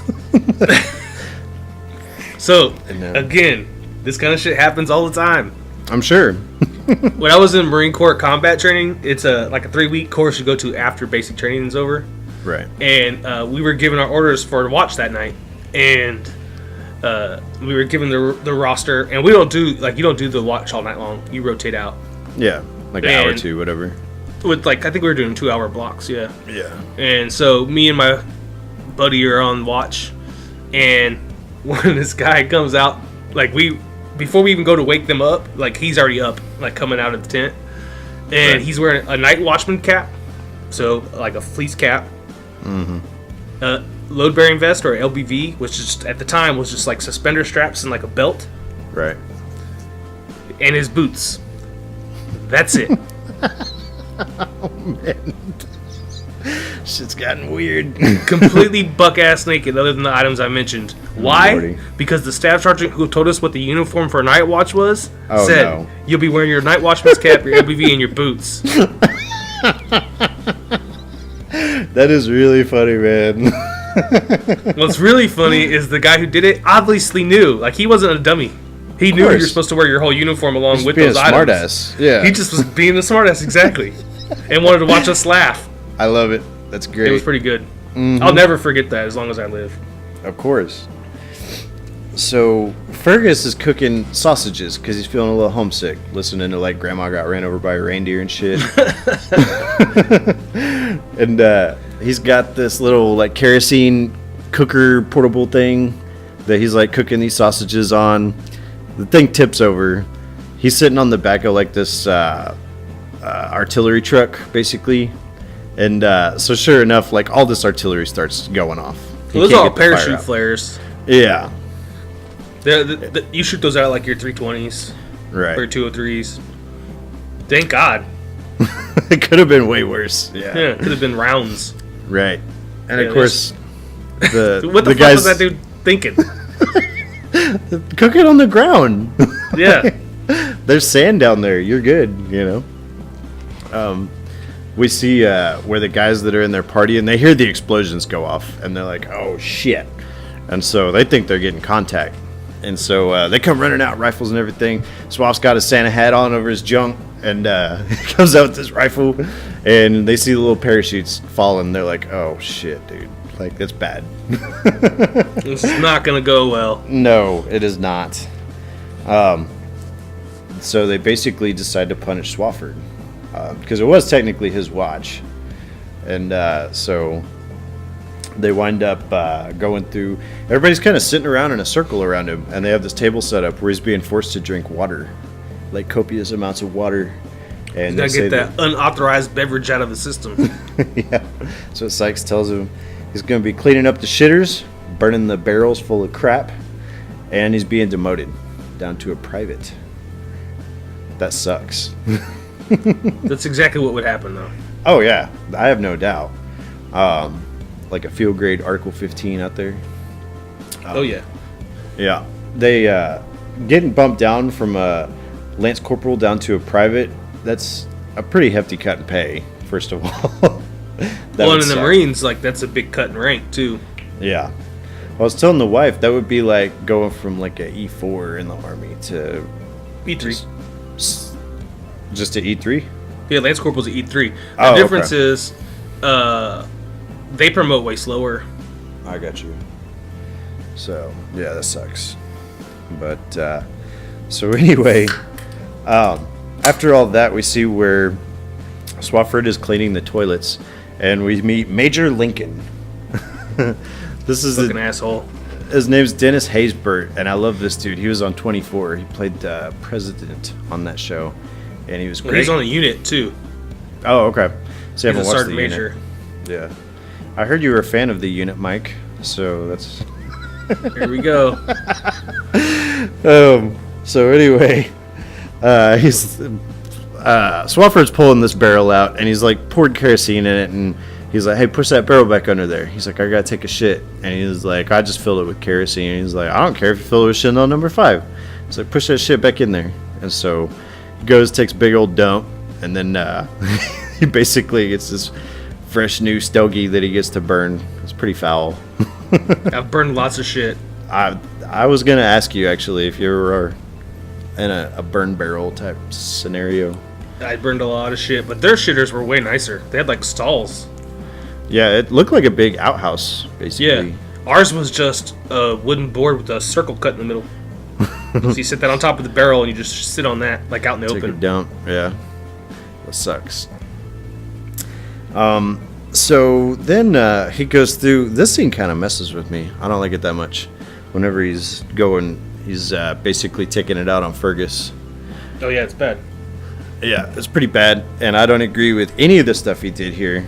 And if I saw somebody doing that, I would definitely bring it to somebody's attention because it's pretty awful. He goes through and he's having him like disassemble and reassemble his rifle to see if Fergus can beat him because he's just pissed off at the dude. And then he winds up going through. He locks and loads his rifle with a round in the chamber and like points it at his face and makes him say like the rifle prayer, and all that stuff. Point at his face, he pushes it against his face. Yeah, it's really bad. And if somebody saw you actually do that, number one, pointing a rifle in like your buddy's face is a no-go. But with a round in the chamber, they'll probably kick you out, I would imagine. And so anyway, later on it shows them and they're on patrol, and they're walking once again, and I think they're in formation this time, like a battle formation. And Troy goes up to Swafford. He's like, dude, you pointed a freaking loaded weapon in the dude's face. What the hell's the matter with you? And he goes, you need to apologize to Fergus. And Swafford realizes that he was like way out of line. And he's like, man, I'm sorry. He goes, if I catch you doing that shit again, I'm going to fucking shoot you myself. Is what he tells him, So, we hear some explosions. Oh, it sounds like explosions, yeah. Yeah. And we see where some locals arrive with their camels. Kind of a weird deal. Swaff decides that he's going to go talk to the guys because nobody can remember a word of Arabic. And Swafford's like, fuck it, I'll just see what I can do. And it turns out that the locals are bitching at him because somebody shot their camels. And he doesn't know who it was, and Swafford's not sure either. And then we find out who actually did it right afterward. Fucking Fowler. This guy's kind of weird, man. I don't like it. Fowler's been shooting camels, terrorizing locals, just acting like a loose cannon out there. Which nowadays they actually get accountability of your rounds. So if you're out there shooting camels, like that, I don't think that that would fly nowadays. But whatever. I had unlimited access to ammunition, man. Oh, well, that is what it is. Yeah. They issued to us by the case. Mm-hmm. And your platoon sergeant's the one who issues it out to the soldiers. Right. But it would be weird if you showed up I need a full 210 rounds. That's what I was saying. If you're loaded up, and then you show up and I got half a magazine, they'd be like, "What the hell were you shooting?" Right. Yeah. And so, anyway, they get word that apparently Saddam Hussein has, please don't rest in peace. That apparently he has threatened the U.S. and that they're now going to be sending troops to the border between Kuwait and Iraq. It's on. Yeah. And we see it's 175 days, 14 hours, 5 minutes. We switch from Operation Desert Shield to Operation Desert Storm. Yep. It's 575,000 troops. That is a lot of people, bro. To give you an idea of how many people that is, that's more than the entire army. Right. We have about 550,000 soldiers in the army. There's about 120,000 Marines. So you're nearly at just those two branches fully combined. Completely out there. And they're not sending the Navy out there, typically. Well, no, not really. But Maybe, the Air Force is out there. Yeah. You might have a couple engineers from the Navy, Seabees, maybe? Mm-hmm. Yeah. Some medics. Yeah. Apparently, Staff Sergeant Sykes is expecting 30,000 casualties on the first day once they cross over into Iraq. And he gives them these little pills to take that apparently are supposed to combat the chemical weapons that they're using, I guess. Mm-hmm. They don't really go too much into specifics. Kruger doesn't want to take them. And he has some funny lines in there. He said, he goes, maybe I just don't want to take the pill because I don't want my asshole to fall out and then start talking to me. And so it cuts to where they basically have to sign a waiver to take the pill, saying that they're not going to hold the military responsible if something happens medically from taking the pill. And then we see him dig holes to sleep in. You got sleeping holes. Mm-hmm. Zoomies fly over. Mm-hmm. Yep. Some Air Force guys. Basically, there's a lot of frustration. These guys are convinced that they're not going to see any combat. Yeah, Troy even goes on a big rant about it. Mm-hmm. That a scout sniper is, what's the word he uses? They're just basically outdated. Yeah. With the firepower that we have with our aircraft and rockets and stuff nowadays, they won't even get close to anything. Right. So by the time we make it to this point, they're already going to be a mile down the road, right. From where we're at. Yeah. And he's pretty pissed off when we find out from Sykes. He's pissed off because his re-enlistment had been turned down.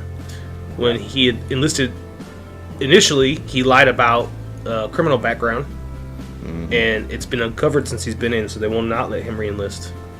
Right.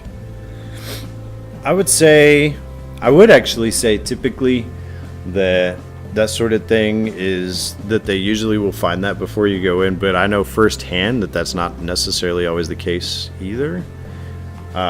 Because there was a guy that I was in Fort Drum with that there was a bunch of shit went down because apparently he had a misdemeanor. And he didn't tell the military about it when he went to enlist, and they got all pissed off at him for it. So they didn't kick him out, but they were not pleased. So, so Troy's barred from re-enlistment. He has a criminal record, and then Swafford actually goes to confront him about it, and he doesn't want to talk about it. Right. long story short. We see where Christina sent Swaff's shirt back. It's Yep. just fucked up. That's brutal right there, man. But and then Troy gets his brand. I wrote. Marine Corps trivia night. Yeah, tell us about that. Well, he starts talking about like where. Well, damn, what was the first thing he says? He goes, "Oh, you're a Jarhead. Are you a Jarhead? I'm a Jarhead." I know you're a fucking Jarhead. Yeah. Yeah. And they start talking about like the Marine Corps birth date and the founding location and Right. like, I mean, I still remember all that shit. Like that's how much they grind that stuff into your head in training. But I'm telling you, man, I mentioned it during Full Metal Jacket. Like they do tradition. Oh yeah. They do You well. mentioned that. But yeah, Troy gets his branding, and Swafford says, "You earned it." Yeah, it's good stuff. And of course, they're like, that's all I ever wanted. You know, was his brand. And so then it cuts right to them taking fire. And Yeah, they're on the berm. Mm-hmm. That's historically what that thing is called, is the berm. There you go. And I think the Swaff is so, like, surprised that he's seeing any sort of action. He doesn't even know what to do now that there is some action to do something with. He just stands there, you know. He pisses himself. Yeah, they're like, "You good?" He's like, "I think I pissed my pants." And so there's this whole combat scenario going down. They're like, "Hey, we need batteries for the radio." They send him to go get batteries. He runs through all this fire that's going around, all these bullets zipping by him and stuff. He goes and grabs the batteries, brings them back to Sykes. They're dead. Oh, lordy. Yeah, the radio guys were too busy, like, talk about how deep their hole was. Right. And then we see the guys they're out in formation, and they see some A-10s off in the distance, off to the left. This messes with me because I know that this happens. It actually happened with the company that I was in before I got to Fort Drum. They had deployed and they had got back like 3 months before I arrived there, and something similar had happened to them. But basically, these A-10s are flying through. They see the dudes that are off to the right of them, and so they go through. One of them whips around and opens fire on them, and like basically blows up one of their Humvees, and just opens fire on this foot patrol. You know, it's pretty messed up. Sense. Well, so what happened with us was apparently there was a lieutenant that was in this convoy, or this, not convoy, but in this formation back in the day when the unit that I was in. And I guess that she was going to call up some kind of airstrike, and she called out the wrong grid coordinate on the map. She called her own grid coordinate. Yes, sir. And they opened fire, and there's another, I think they wound up getting like Polish medics in there and stuff. Another lieutenant was damn near close to dying, and then like, sure enough, they thought he was dead, and they shipped him out to Germany. And then later on, they saw him like at the PX. They're like, "What the fuck happened to you?" You know, and they said he walked funny, you know, but he was good, you know. But so I guess I wouldn't say it's common, but it's not unheard of, you know. So then they come upon a bombed out traffic jam. I wrote down. Highway of Death. Is that what it is? Yeah. They officially call it that? As far as I'm tracking. Oh, okay. Fair enough. There's just a bunch of cars that are bombed out, and like people they're former people. They are now piles of ash, essentially. Yeah. And Fergus is like talking to Swaff, and he's like, "These people were just trying to get away, you know." That's exactly what they were trying to do. Mm-hmm. There was a highway of people trying to get out of Iraq. Right. And apparently we just napalmed the shit out of them. Yeah. There was nowhere for them to go. Mm-hmm. Swaffer goes take a dump, and he goes over there, and it's really weird. There's like these crates, or like boxes, if you will, where there's just like a group of people like sitting, and what used to be people, and they're just like sitting, you know, and he winds up getting sick over it because it's just these people that are all burnt up and stuff that just died sitting there, and he makes him sick. And then it's right after that we see the Iraqis light up the oil fields, or the oil wells, if you will. I've never seen these images on the news. Me neither. Oh, no, I didn't. I was too young to see them. Yeah, I was like, how old was I? 13? 13. 11 or 12 or 13, something like that. Right. I remember seeing it. So, from my understanding, because my wife had a question about this, but I was pretty young when it happened. From my understanding, what had occurred is whenever we were making our incursion into Iraq, any sort of ground that we had gained at that point, Saddam was just having them light up those oil fields or the oil wells, basically just so we couldn't use them. That's the story I was always told. Yeah. But it's a crazy looking deal, though, because it's just these pillars of fire just shooting up into the sky, you know? Yeah, and they're walking in it, and they're like, it's raining oil on them. Mm-hmm. And then, for some reason, Stefan Sykes decides that's where they're going to sleep. I think he's trying to be a hard ass. And then he realizes that was a bad idea. Because, like, one of the guys like, I can't see. And so, like, all the guys rush over and, like, clean his eyes up. He's like, okay, I'm good now, you know? Mm-hmm. And here we get... What is it here?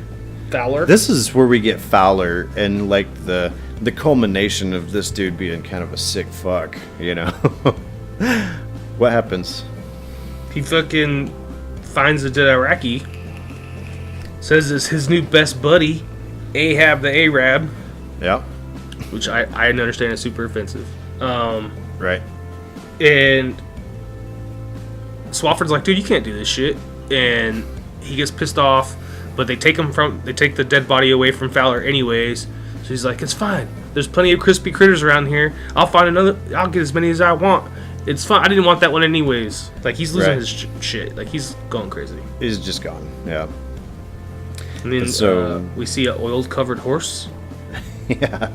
I wouldn't think there'd be that many horses out in the Iraqi desert, but I'm sure they're out might there. be wrong. Yeah, maybe. And of course he goes to like pet the horse, and it's just oil coming off of this fucking thing, you know. You know that horse is having a hard time breathing. Absolutely. I think everybody's having a bad day out there, you know. Oh yeah. So we go through. He actually has a chance to sit down and talk to Sykes. He's like, Sykes yo, walks up on him while he's burying him. Yeah, burying the Iraqi that Fowler had. He's like, yo, your boy Fowler? He's like, that shit don't fly. We can't have these dudes. He actually says one thing bodies. I don't like. About the army? Yeah, he says the army might do this shit, but Marines don't. I don't think Bullshit. the army would be cool with that at all. No, the Marines do that too, though, by the way. Oh, there you go. In Vietnam, everybody was doing it. Oh, yeah. Cutting ears off and making necklaces and shit. Yeah. Yeah. Weird crap. I can tell you this, in the 4 combat deployments I had, I saw no one make souvenirs out of body parts. Oh. You saw no one do it? Mm-mm. That's kind of nice. Not a single guy. I heard some sick jokes. Yeah.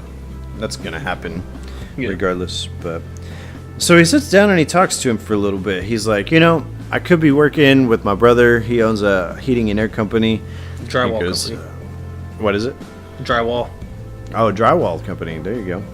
He said, whatever. He said, you know, I'd be making good money, probably $100K a year.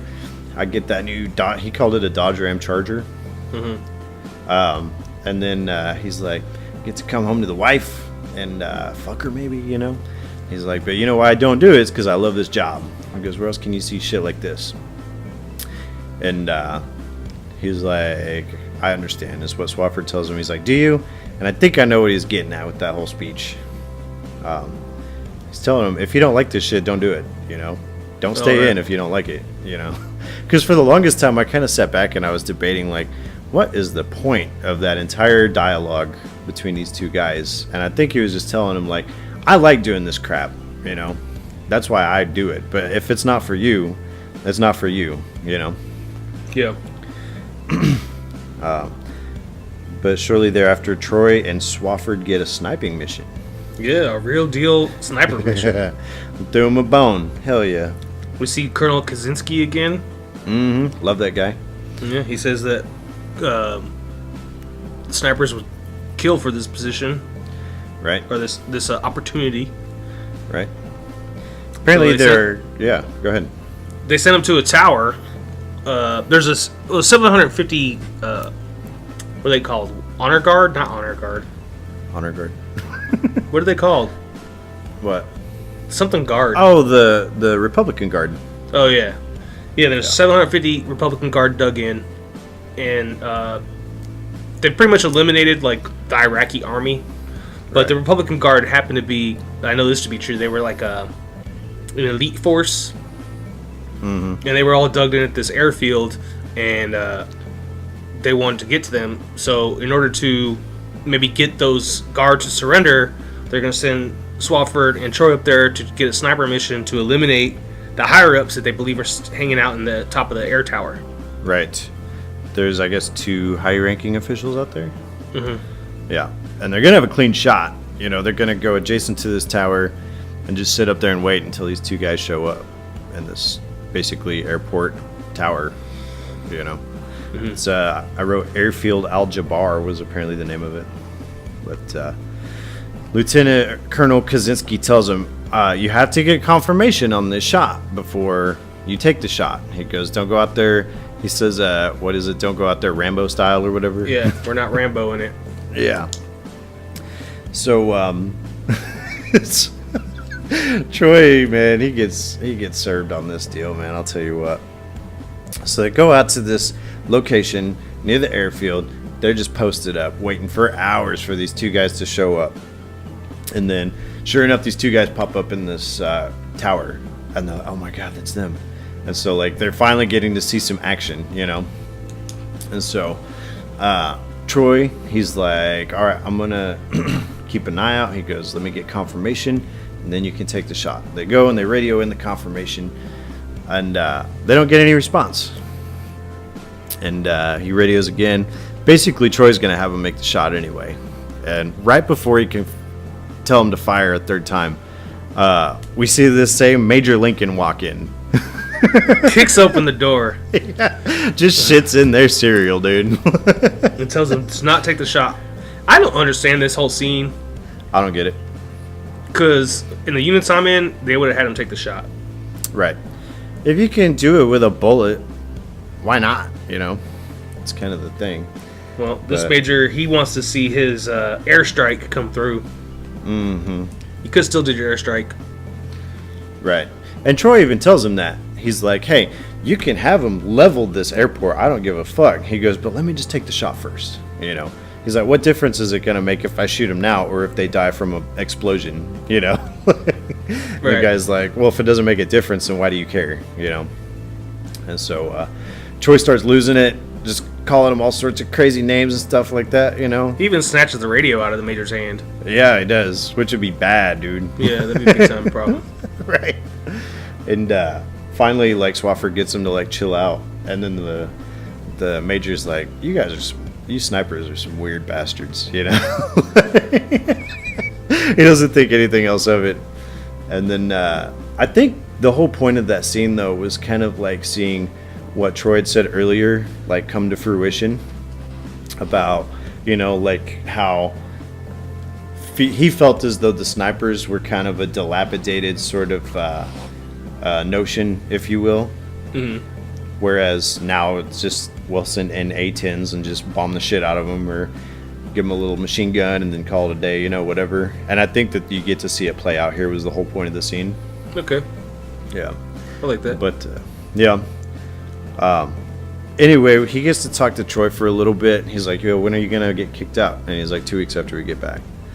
And he's like, all you want is in and all I want is out. And then they're like, oh, suck. Yep. Kind of a recurring theme in the movie. Yep. And so, anyway, then they're like, oh shit, when's our pickup? The Mr. Like, Pickup. Right. Yeah, they totally botched that whole deal. And so, if it was me, I would have had the major give me a ride back. But, you know, whatever. I'm surprised he didn't offer to, but missed the pickup. They decide they're going to hoof it back. This is some of the crazy looking, like, cinematography I was talking about, like watching him walk through the sand in the middle of the night and just see, like, the sand, like, rolling past him and stuff. It looks crazy to me, dude. Like, that is artwork put to film, you know? Like, right. It just looks incredible. But they're scared shitless. Yeah, they're screaming. Remember? Huh? They hear screaming. Oh, yeah. But they're scared anyways. Like, they're on edge. because it's just a 2-man team walking through Iraq right now. But they hear screaming and all kinds of shit. They see heads on poles. And they get over the top of the berm, and it's the whole unit partying their asses off. Yep. And there's Lieutenant Sykes. He offers him a cigar. Says, "Hey, the war's over." He didn't die. He said, "You guys were still out there? Oh shit!" He didn't even notice they were gone. And everybody's partying, going crazy. There's a big ass bonfire in the middle of the thing. And that's when Swaff is like, "I never even got to shoot my rifle," you know. And he's like, "Why don't you shoot it right now?" So he fires that thing up in the air. Everybody takes that same cue, and they all just open all of it into the air, you know, at the taxpayer's expense. Well, it's crazy because that Marine Corps unit right there was all celebrating, and none of those people shot their war or shot a weapon in war. No, none of them. None of them saw anything, except that like brief deal on the berm, you know, and that was it. Right. But that's whenever Swafford says, 4 days, 4 hours, and 1 minute. That was my war. The 100-hour war. And so anyway, we see the boys. They start coming home. They're on buses. Welcome home parade. Yeah, it's kind Great of nice time. too. Yep. Oh, I'm sure. And what is it? Goofy old what's his name gets a beer handed to him, Kruger. And then this dude, I kind of feel bad for the Marine, the prior Marine that was in Vietnam. Mm-hmm. Yeah, this dude, I think he's kind of messed up in the head a little bit, you know. Well, yeah. Yeah, but he hops on their bus and he's telling Semper Fi Marines, you know, and he's all Welcome excited. home. And, yeah, you guys made us proud, you know, and all this other stuff. And like then he's like, "Hey, can I just sit here for a little while?" You know.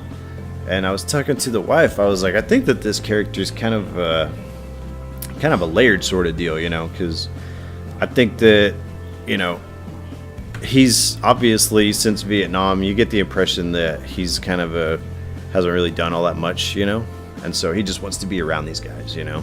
So I feel bad for him, but Yeah.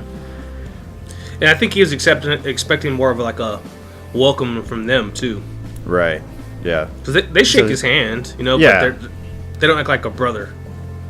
right, and none of them, because this guy probably saw some action, and none of these guys did, so it's just a job, pretty much, you know. Yeah.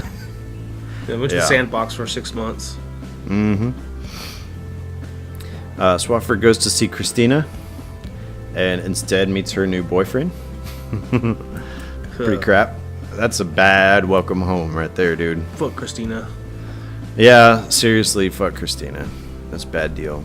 You've never heard me shit on any of the women in these movies. I don't like her. No, she's pretty bad. I've known too many Christinas. Yeah. Fortunately, not mine.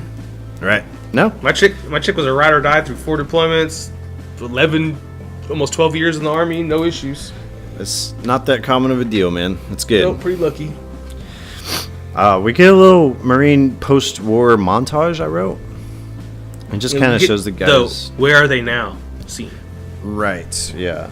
It shows one of the guys like stocking groceries. It shows, I think it's Fowler, like a bar, like just going ham on this girl, like she's all He's over still in the and stuff. Marines. Yeah. He's probably like in the Philippines or something like that. Mm-hmm. We see Stashar Sykes he's back in Iraq Mm-hmm. Yep. as look like a first sergeant now. Right. And then we find out what happened to Troy. Kind of too bad. Which we kind of find out, we kind of don't, but he gets the word from, like, Fergus goes to see Swaff and basically tells him about a funeral. And so Swaff goes and Fergus is there. And by the way, who names a kid Fergus? I can't believe we've talked this whole movie and just said that. It's a weird ass name, dude. But anyway, so he shows up at the funeral, and turns out it's Troy in the casket, and he's bald. So I thought it was interesting. They don't say what the cause of death was in the movie. Apparently in the book, which was written by Anthony Swafford, they said there was cancer. That's what he died from. Like in real life, so yeah. That's crazy. Yep. You know, Pretty crazy. I completely assumed he killed himself. That's what I was thinking when I first saw this. I assumed that he offed himself because he just wanted to be a Marine, and now he couldn't be, you know. So. Yeah. And then we get this deal where it says, where it's Swafford's kind of doing a variation on his opening monologue, though, and he talks about, you know, whenever Marine comes home and he puts down his rifle, no matter what he does, whether he builds a house or whether he loves a woman or, you know, rocks a baby or plays with himself, whatever. He's always going to be a Marine. And then he says a really kind of a different sort of line where right at the very end he says, "We are still in the desert." Right. What do you get from that line? What's your interpretation, Mike? You leave a little bit of yourself back there, man. I think there may be some truth to that, is that a lot of these guys don't know what to do with themselves and they feel isolated like they are maybe in the desert. Maybe they do leave a piece of themselves. I also thought, you know, because at this time when the movie came out, we were back in Iraq, which we're back in Iraq again now. But, you know, I always thought that maybe he was talking about current events, you know. We're still out there in the desert, you know. Oh, yeah. Maybe that to a certain degree. I don't think so either. But right after that, we're treated to some Kanye, some Yeezus. Walks. Yeah. But that's pretty much the gist of Jarhead. Why don't you tell me what you thought there, Miguel? It's a good movie. I mean, I appreciate it more now after being deployed because of like how realistic. I jokingly always tell my friends like when this movie comes up, I'm like, it's the most realistic military movie ever. Yeah. I tell my friends that all the time, like as a joke almost, because they do all this training, they don't see any combat. Their girlfriends all cheat on them. Like you get the burned shit, like all the most realistic stuff. Yeah. But to say that though is to take away from like the guys who really saw some crazy shit. Right. Which you have. So it's not 100%, but yeah. Mm-hmm. But so yeah. But it's a good movie. I like the movie. Jake Gyllenhaal's fucking awesome. He's great in everything I've ever seen him do. Dude, he was ripped in this movie too. That dude was shredded, bro. He does that in a couple other movies too. I can't remember what other movie he was like jacked in. Yeah. I don't know. But I like it. Yeah, I'm kind of in the same boat. It's funny because I've talked to people before. There's a real good buddy of mine that does not care for this movie at all. And he's one of the older dudes, I think, that was expecting some kind of like modern day war epic. And he was like, what do you like about that movie? And I was like, I guess I really don't even know. Like, there's something that, to me, it's just kind of hypnotic about this movie. Just watching it, there's not really a whole lot of... There's maybe a little bit of, like, a political soapbox that they kind of stand on. But I think, more so than anything, they're just kind of telling a story of this guy's experience in Iraq, you know? I really think that's all it is. I think you're right. And apparently Sam Mendes, he went through and he wanted to do... Like, he got all the footage for the movie, they finished filming and everything, and he watched it, and he was like, man, there's a lot of political commentary. And he was like, he went through and cut out, like, a vast majority of it. He's like, I just want to tell this dude's story, you know? It was pretty much his take on it. And it's kind of a different take, but I like it. So, I know there was one guy that I used to hang out with back in high school. Different guy than the one you're thinking of. But, he went through, and I was talking to him one day, and he was like, you know, how do you know, it's easy to do a movie about World War II whenever there's all these acts of valor and stuff like that. He goes, but whenever you're shooting a rat in the ass with the, you know, an AT-4 from a mile away, he goes, how do you make a movie about that? And then they came out with this, and I was like, well, I guess that's how you do it, you know? So, yeah. Kind of different, you know? But it's a different kind of war. So a different kind of movie. But I mean, it was 100 hours long. Yep. They trained for that 100 hours. That's it, you know. Yep. But anyway, good movie. I recommend everybody go watch it. Try to keep an open mind. I guess it's not for everybody, but I liked it. So, what you been watching this week, Mike? What did I watch this week? Nothing.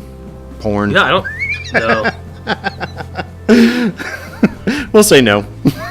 Well, if you only watch something for like 2.5 minutes total, That like doesn't throughout count. the week, that doesn't count. That's not even an episode. Yeah. No character development in that. Right, yeah. The characters always suck. The acting's sometimes alright, though, so. I mean, I just been watching the same old stuff, man. I could have swore I watched a movie. Oh, I did watch a couple of movies, actually. Yeah. I watched, I finally watched, oh, what the hell's the name of that movie? Justice League. Oh, really? Yeah. Was it as bad as everybody said? It's alright. And Yeah. I'm excited to see Aquaman's movie, though. Yeah. And then I watched... good. What was the other movie I watched? Oh, damn it, I can't remember what the name of the movie is now. But it's about Billie Jean King. Battle of the Sexes.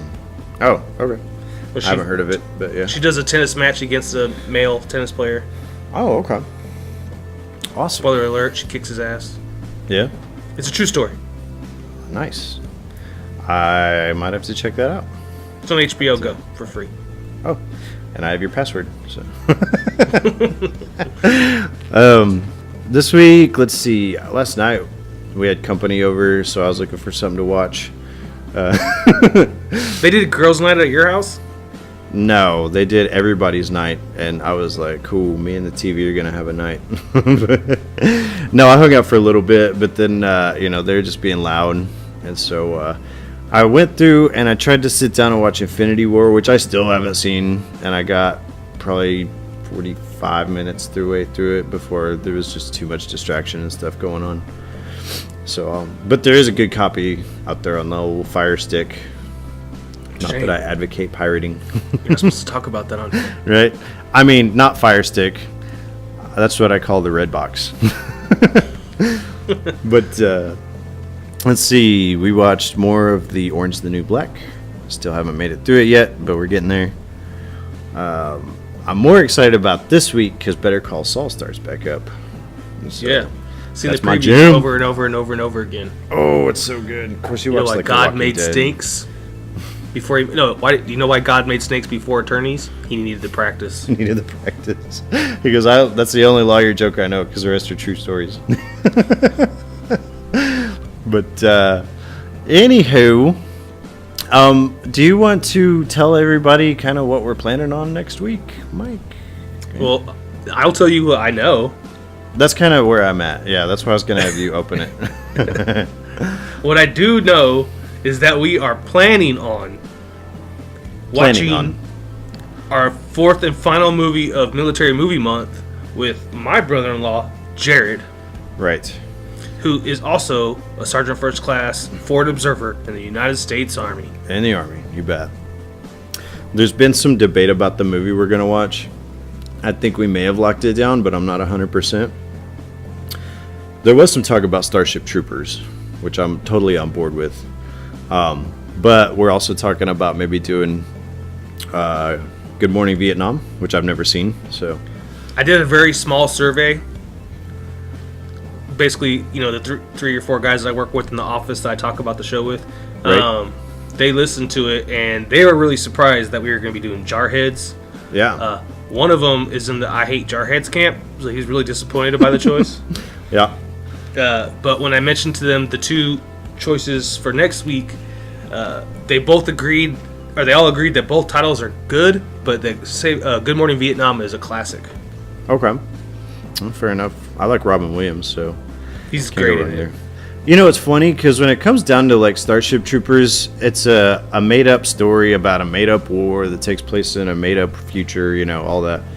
But their depiction of like the military interactions and stuff like that, I think they may not be that way off base, So, Co-ed showers. well, I mean, I'm always down for that. But anywho, so to get the final word on what it is that we're actually going to be watching, I guess you're just going to have to tune in next week. But it looks like it's probably going to be Good Morning Vietnam. So if you have anything that you would like to suggest or you would like to tell us or you want to tell us to go eat shit, whatever, you can email us at cheesymovie@yahoo.com. You can also like us on Facebook at Casino Royale with Cheese, all separate words. Our Twitter is Casino Royale WCH. Our Instagram, Casino Royale W Cheese, all one word. You can look us up on YouTube, Casino Royale W Cheese. And I don't think there's any other social media stuff, but I don't have. I think you got it. Yeah, that's sure. Just look up Casino Royale W Cheese, and you'll probably find something. But I think that's gonna be it for me, my friend. That's all I got. All right, everybody. Make sure you join us next week, and we will see you then. Bye. Bye.